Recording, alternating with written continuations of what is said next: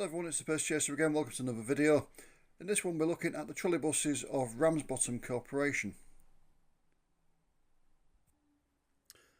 Firstly, if anybody doesn't know where Ramsbottom is, I'll just show you on a map. It was in Lancashire, I believe it's now in Greater Manchester officially. But it's just there. You've got Bury sort of just to the south of it, and then going down into Manchester and that kind of area. Yeah, so you've got Bury, and you've got Rawtenstall up to the north there, Haslingden. And the trolleybus route that we're going to look at went from Holcombe Brook, which is roughly around there, along through Ramsbottom to Edenfield, which is there. So that's the kind of area that we're looking at. So Ramsbottom were unusual in England for being an urban district council, or UDC for short, that operated their own transport. Some sources claim that they were unique, but this is not the case. West Bridgeford UDC also operated their own vehicles. In Wales there were several UDCs with transport operations. Ramsbottom had initially gained permission to build a tramway, obtaining the necessary Parliamentary Act in 1903. However, the Act required various roads to be widened, bridges to be rebuilt and a level crossing to be removed and replaced with a bridge. All of this was beyond the resources of the small council, and so construction failed to start. In June 1911, the first trolleybus systems in the UK opened in Bradford and Leeds. The trolleybus was an electrically powered bus that obtained its power from overhead wires in the same way as a tram. However, because it ran on the road in the same way as other vehicles rather than on rails, it did not require the infrastructure works associated with trams. Ramsbottom became interested and declared its intention to proceed with trackless vehicles, as they were often referred to at the time. The notice of intent first appearing in the Bury Times in November 1911. The Act of Parliament to build the trackless route received royal assent in June 1912. The UDC were so convinced that they would operate trams in the future that they had a clause placed in the Act authorising them to convert the route to a tramway. Also, when they built the trolleybus depot, they had the legend Ramsbottom Tramways in the stonework above the door. As stated previously, the route ran from Holcombe Brook through Ramsbottom to Edenfield, with a short branch from Ramsbottom Marketplace along Bridge Street to the railway station. The trolleybuses began operation on the evening of the 14th of August 1913, although at this stage only one of the 4 vehicles which had been ordered had arrived. The rest arrived over the course of the following week. Several contemporary journals failed to report the opening of the route until several weeks later, and the incorrect opening date of August the 21st is sometimes quoted. This is likely the date that full service began following delivery of the remaining vehicles. We'll talk about the vehicles themselves shortly, but first we'll run through the story of the route and the transport operations. The branch to the railway station lasted only until October 1914, when operations on it ceased, although the overhead wiring remained in place for around 10 more years. The original Trolleybus Act had included a clause permitting the council a limited amount of motorbus operation, motorbus use being allowed during construction of the trolleybus line and in the event of a vehicle breakdown. In 1925 they applied for a new act authorising more extensive motorbus operation, and this was granted in 1926. Prior to this, Ramsbottom UDC had been rather flexible with the limited provisions in the original Act. In 1923 they began a motorbus route running from the trolleybus terminus at Edenfield to Rawtenstall railway station. This was sold to Rawtenstall Corporation as from the 1st of September 1924, along with the 2 Thornycroft buses that operated it. Rawtenstall extended the route beyond the original terminus to Bury and connected it at the Rawtenstall end to its existing service to Burnley Summit, giving a through Bury to Burnley Summit route. From 21st of November 1924 this service became jointly worked with Bury and Ramsbottom corporations. At this time buses were not permitted to operate down the hill from Burnley Summit to the town centre. By the time that the Burnley to Bury service became jointly operated, the trolleybuses were only operating in the afternoon and evening, with motorbuses substituting at other times. As a result of the 1926 Act, a new bus service was introduced between Bury and Rawtenstall via Holcombe Brook, and this duplicated the trolleybus route, meaning that the appearance of the latter in service became sporadic. The bus route was again jointly operated by Ramsbottom, Bury and Rawtenstall corporations. Officially, all Ramsbottom trolleybuses were withdrawn in 1928, but in fact they actually continued to make limited appearances until the 31st of March 1931. 2 vehicles survived until March 1930, with just 1 soldiering on for the final year. It has seemingly never been recorded why the trolleybuses were kept in limited operation for so long and not simply replaced by motorbuses in one go. Ramsbottom UDC continued to operate motor buses until 1969, when the operation was absorbed into the South East Lancashire and North East Cheshire Passenger Transport Executive, or SELNEC for short. The first trolleybuses delivered to Ramsbottom were ordered from Railless Electric Traction of Leeds. Railless didn't manufacture their vehicles, rather they subcontracted the components, which were then delivered to Railless's premises and assembled into a complete vehicle, which was then towed to the customer. As such, the 4 vehicles ordered for the opening of the trolleybus route in Ramsbottom had chassis by David Brown of Huddersfield, bodywork by Milnes Voss of Birkenhead, English Electric Motors and Siemens controllers. They were numbered 1 to 4. A stipulation of the Act was that the trolleybuses had to be fitted with rubber tyres. However, these were not pneumatic like we would know today, they were solid rubber. This, together with the granite sets of the local roads, caused severe vibrations, which meant that the bodywork of the vehicles needed rebuilding as early as 1915. To cover for this, 2 further vehicles were ordered from Railless, and these arrived between May and August 1915 and were numbered 5 and 6. The chassis and motor supplies for these do not seem to have been recorded, but the bodywork was built in Leeds by Lockwood and Clarkson, who also rebuilt the bodywork on the original 4 vehicles between September 1915 and June 1917. The 7th and final trolleybus, fleet number 7, arrived in July 1922. By this stage, Railless had been purchased by Short Brothers of Rochester in Kent, and it was Short who built number 7's body.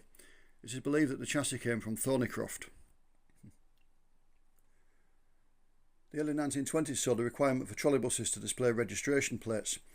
Previously they were classified as trams and did not need to. Number 7 arrived carrying registration TD418. Of the existing fleet, number 6 was registered TD417, whilst 4 and 5 received TB8572 and TB8573 respectively. It's believed that TB8570 and TB8571 were also used, but which vehicles these were placed on has not been recorded, whilst no record survives of the 7th registration. In 1923, new chassis were apparently supplied for vehicles 1, 3 and 6, whilst the bodies were refurbished by Shorts in the case of 1 and 3, and Charles H. Rowe of Leeds in the case of number 6. The following year, vehicles 2 and 4 received a full rebuild. There is a suggestion that either 1 or 3 received a new body from Rowe in 1924. However, in combination with a new chassis, this would make the vehicle a new bus, but this is not borne out in the records. Exactly which of the vehicles survived until 1930 and 1931 has also not been recorded. Incidentally, there are histories of Railless, Lockwood and Clarkson and Charles Rowe, along with other Leeds-based bus, train, tram, trolleybus and crane manufacturers on the leedsengine.info website, which I'll put a link to in the description of this video. As a final note on the vehicles, it has to be recorded that their design was archaic. At the time 1 to 6 were delivered, it was standard to have a hand-operated power controller on trolleybuses, similar to those found on trams, which the driver was expected to operate whilst also steering. Railless persisted with this arrangement long after other manufacturers had adopted foot pedal power controllers, and this led to them losing market share and eventually ceasing production of trolleybuses altogether. The steering on these early vehicles was similar to that on a traction engine, requiring many revolutions of the steering wheel to effect a turn. We'll now look at some photographs of the trolleybuses. These are from my collection. I've seen multiple internet dealers selling them, and I've seen them used in various books and on websites, none of which have mentioned any copyright holder. As they were taken 100 plus years ago, we can assume that the original copyright holder is no longer with us. We start at Holcombe Brook terminus with car number 2 waiting to return to Edenfield. A group of people are looking at the photographer. Presumably the 2 nearest to the bus are its driver and conductor.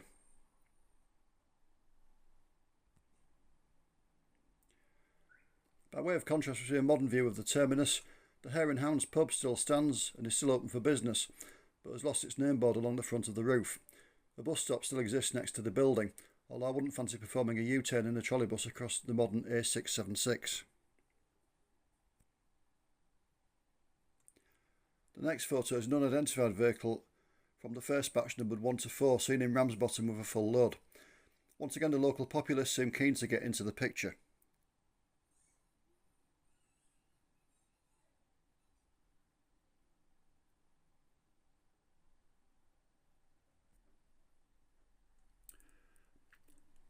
Here we have a rare shot taken at Ramsbottom railway station, featuring either vehicle 5 or 6.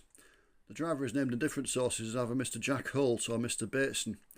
In many respects this photograph makes no sense, as operations to the railway station ceased in October 1914, but 5 and 6 did not arrive until 1915.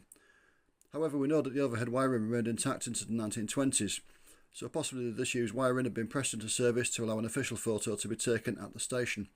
Certainly the vehicle looks new, so the picture could be an official shot. Perhaps it was intended to reopen the station branch after the First World War had ended. We'll never know.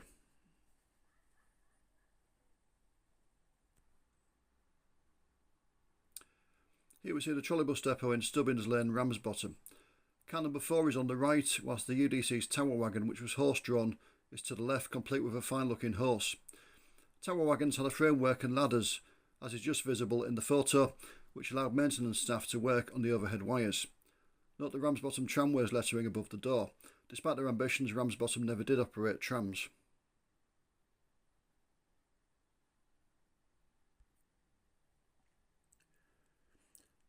Car 2 features again in this photograph, this time heading along Bolton Road North in Edenfield. The semi-rural backdrop is typical of the area through which the trolleybuses ran. As you can see, Car 2 has been rebuilt by this point and has got a single headlight.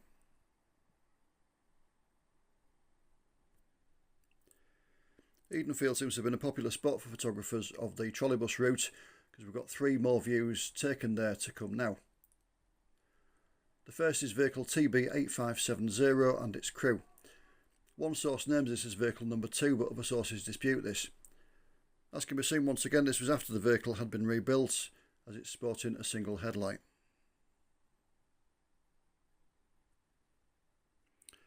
In the next shot we see vehicle number 5 sporting registration TB8573 in a photograph taken at Edenfield Terminus in around 1926. Another vehicle is heading away from the camera, but it's not possible to identify it.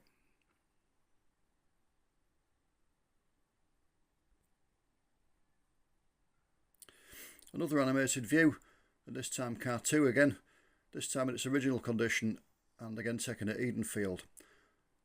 The smart attire of the passengers suggests some kind of official journey, possibly around the time of opening.